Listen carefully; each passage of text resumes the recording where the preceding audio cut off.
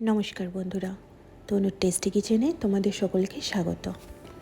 আজকে আমি তোমাদের সাথে একদম ভিন্ন ধরনের একটা মাছের রেসিপি শেয়ার করব, যেটা হলো আমকাসন্দি বাটা মাছ। আমি এখানে বাটা মাছের ব্যবহার করেছি, কিন্তু তোমরা তোমাদের পছন্দ মতো যে কোনো মাছের ব্যবহার করতে পারো। রেসিপি কিন্তু একই থাকবে, অর্থাৎ এই এক রেসিপি দিয়ে যে কোনো মাছের আমকাসন্দি বানানো যেতে পারে। তো প্লিজ রেসিপিটা পুরোটা দেখবে, আর ভালো লাগলে অবশ্যই লাইক, কমেন্ট, শেয়ার এবং চ্যানেলটাকে সাবস্ক্রাইব করবে। তো চলো রেসিপি শুরু করা যাক। প্রথমে মাছগুলোকে ম্যারিনেট করে নিচ্ছি। 1 চামচ হলুদ, 2 টিস্পুন লবণ, 1 চামচ শুকনো লঙ্কার গুঁড়ো, 1 চামচ সর্ষের তেল,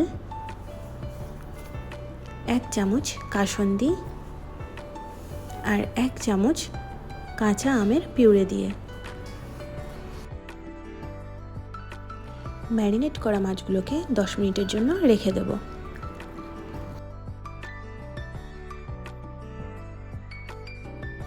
দশ মিনিট হয়ে গেছে, তাই এখন কড়াইতে তেল গরম করে মাছগুলোকে ভালো করে ভেজে নেব।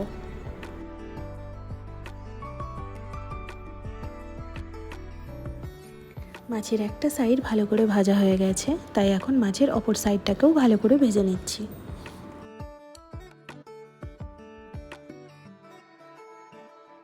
ভাজা মাছগুলো সরিয়ে নিয়ে ওই একই তেলেই দিয়ে দিচ্ছি ফোড়নের জন্য 1 চামচ কালো সর্ষে আর 4টে কাঁচা লঙ্কা চিড়ে দিয়েছি।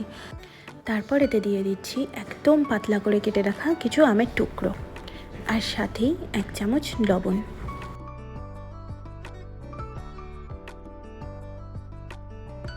আমের টুকরোগুলো একটু ভালো মতো ভাজা হয়ে এলে তাতে দিয়ে দিচ্ছি 4 চামচ পেঁয়াজ বাটা।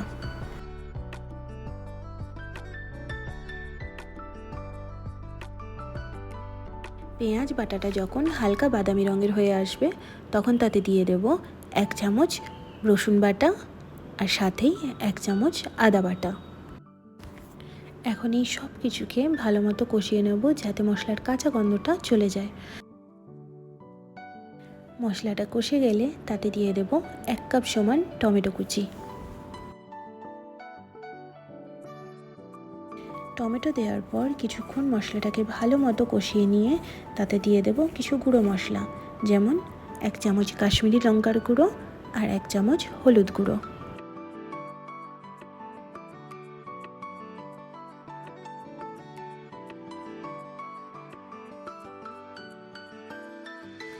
এখন দিয়ে দিচ্ছি এতে 1 চামচ কাসন্দি।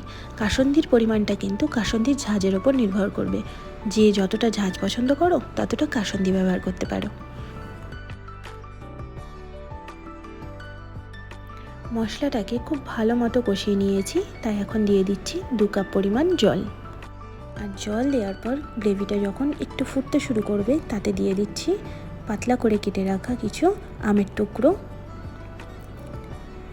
স্বাদ মতো লবণ আর 1 চামচ চিনি। এখন গ্রেভিটাকে খুব বেশি হলে 1 মিনিটের মতো একটু ফুটতে দিয়ে তাতে দিয়ে দেব ভেজে রাখা বাটা মাছ।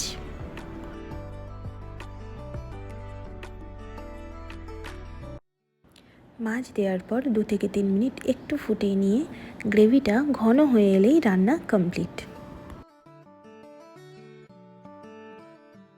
তোমরা দেখতেই পাচ্ছ গ্রেভিটা কিন্তু বেশ ঘন হয়ে এসেছে। যাই হোক, তো আমাদের আমকাসন্দির বাটা মাছ রেডি। আমি এটাকে পরিবেশন করেছি ধনিয়া পাতা কুচি দিয়ে, আর উপর দিয়ে একদম পাতলা করে আমের কিছু টুকরো দিয়ে, আর সাথেই আমি দিয়েছি কাসন্দি আর আমের 2টো স্লাইস। যাই হোক বন্ধুরা, ভিডিওটা পুরোটা দেখার জন্য তোমাদেরকে অসংখ্য ধন্যবাদ। রেসিপিটা যদি ভালো লেগে থাকে তাহলে অবশ্যই বাড়িতে ট্রাই করবে আর আমাকে জানাবে কেমন হলো। আর সাথেই ভিডিওতে লাইক, কমেন্ট, শেয়ার করবে, আর প্লিজ চ্যানেলটাকে সাবস্ক্রাইব করবে। তোমাদের প্রত্যেকটা সাবস্ক্রিপশন কিন্তু আমার কাছে ভীষণ ইম্পর্টেন্ট, আমাকে ভীষণ পরিমাণ পজিটিভ রাখে আর মোটিভেট করে নতুন নতুন রেসিপি ট্রাই করতে আর তোমাদের সাথে শেয়ার করতে। তো চলো আজকে এখানেই রেসিপি শেষ করছি, দেখা হবে পরে আবার একটা নতুন রেসিপি নিয়ে।